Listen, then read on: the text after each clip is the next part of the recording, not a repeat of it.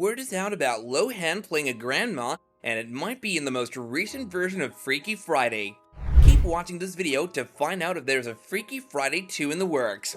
Is Freaky Friday getting a sequel? Jamie Lee Curtis, who starred in the 2003 film with Lindsay Lohan, took advantage of her recent appearance on The View to discuss a potential sequel.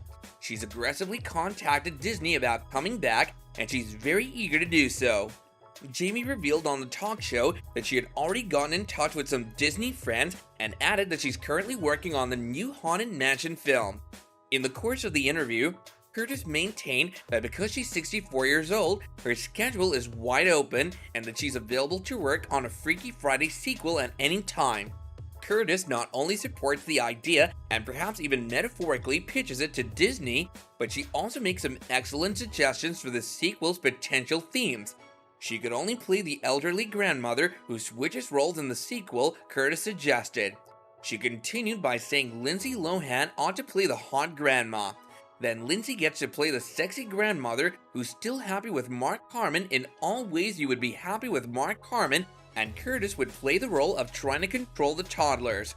Curtis said she would be very curious to see herself as an elderly person in contemporary society.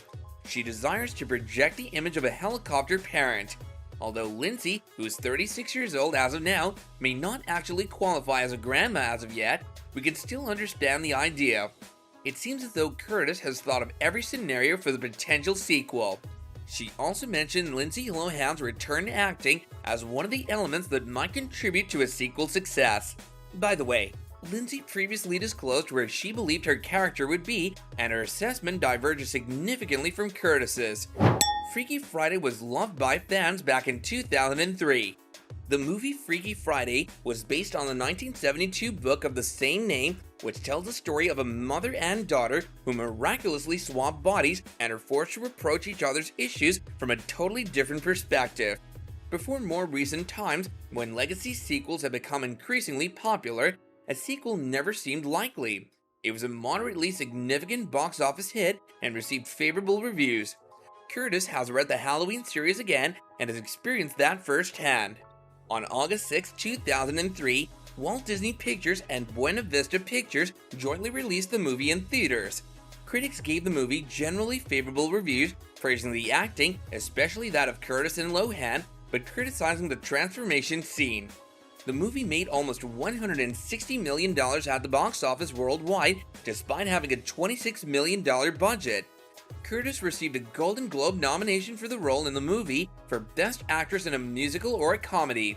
Following the 1976 film starring Barbara Harris and Jodie Foster, and the 1995 made-for-TV movie starring Shelley Long and Gabby Hoffman, this was Disney's third cinematic adaptation of the book.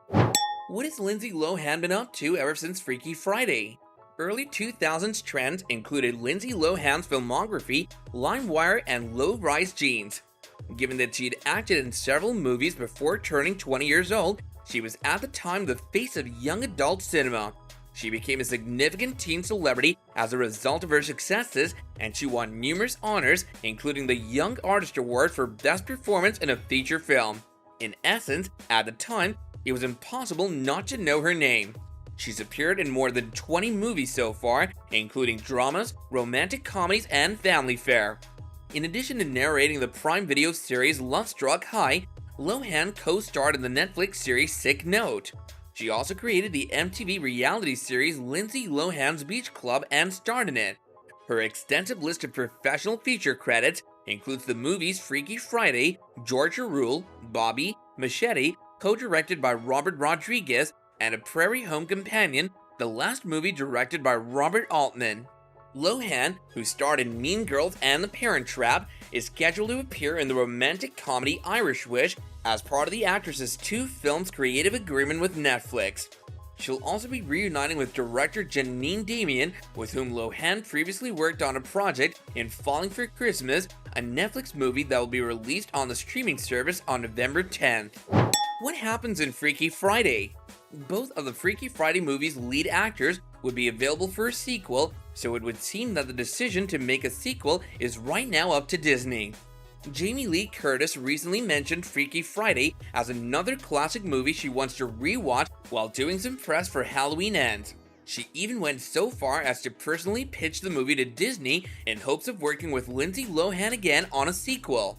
Curtis was once more questioned by The View in a recent interview regarding her opinions of Freaky Friday 2. Curtis's unexpected response was her admission that she had already written the studio about the possibility of making the sequel. An overworked mother and her daughter don't get along. Each is compelled to adjust to the other's life for one bizarre Friday when they both switch bodies. Tess Coleman's considerable age difference for her teenage daughter Anna is more than obvious. Simply put, they're unable to comprehend one another's preferences. They get into a heated argument in a Chinese restaurant on a Thursday night. The mother of the restaurant owner gives each of them a fortune cookie, which causes them to switch bodies the following day. They start to understand each other better as they get used to their new possibilities, and eventually, it's their shared respect for themselves that settles the conflict. With the recent completion of filming for Halloween Ends, the horror series has officially come to an end.